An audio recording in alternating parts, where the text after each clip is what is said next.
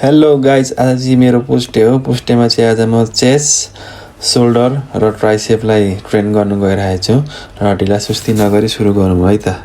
फर्स्टमा गएँ म बेन्च प्रेसमा चाहिँ मैले आज यो 90 केजी लोडेड गरेर 90 केजी छ टोटल यहाँ।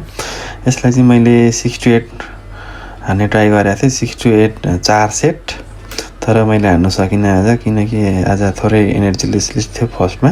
त्यसपछि मलाई पछाडि साथीले चाहिँ दुईटा सेटमा चाहिँ मलाई हेल्प गरेको थियो।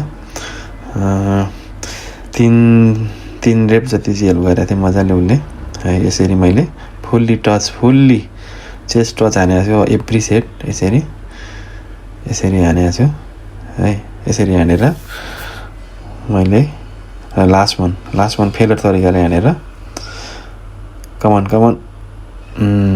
यसलाई मैले इन गर्दै र त्यसपछि गएँ म इन्क्लाइन डम्बल प्रेसमा चाहिँ आज 36 केजीकोलाई 10 देखि 12 हान्ने ट्राई गरेको छु। यसरी फेलर तरिकाले, पुरै डिप तरिकाले, झ्यापसँगले। यसलाई पनि मैले 10 to 12 3 सेट हानेको छु है। 10 to 12 यो सेटमा चाहिँ म 11 हानेर 12 हान्ने बेलामा चाहिँ फेल भएको थिएँ।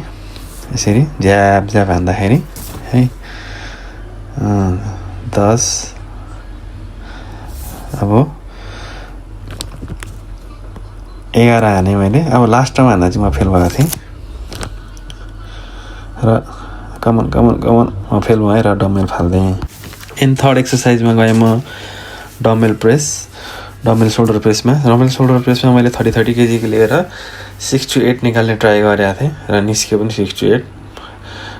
यसरी झ्याप यसरी मैले यसलाई पनि मैले 3 चोटि गरे हो, 3 सेट 6 to 8। यसरी झ्यापसँगले है, झ्यापसँगले 6 to 8। म 9 निकाल्ने ट्राईमा थिएँ, तर 9 10 निकाल्ने सोचेको थिएँ तर सकिनँ मैले।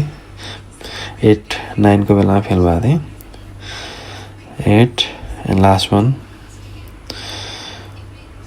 म यहीँनिर नसकेर मैले छोडिदिएँ। And fourth one exercise is dumbbell लेटरलमा पनि मैले 20 केजीको लिएर 12 देखि 15 रेप निकाल्ने ट्राई गरेको थिएँ र मैले 15 रेप निकालेँ पनि। यसलाई पनि मैले 15 रेप गरेर 4 सेट हानेको थिएँ। 15 रेप गरेर 20 को लागि 4 सेट हानेर डम्बल लेटर पनि यसरी झ्याप हानेर मैले सक्दिएँ डम्बल लेटरलाई पनि। अनि त्यसपछि गएँ म high to low cable fly पनि मैले धेरै वेट राखेको छैन यहाँ। 30 to 32 केजीको हो। यसलाई पनि मैले 15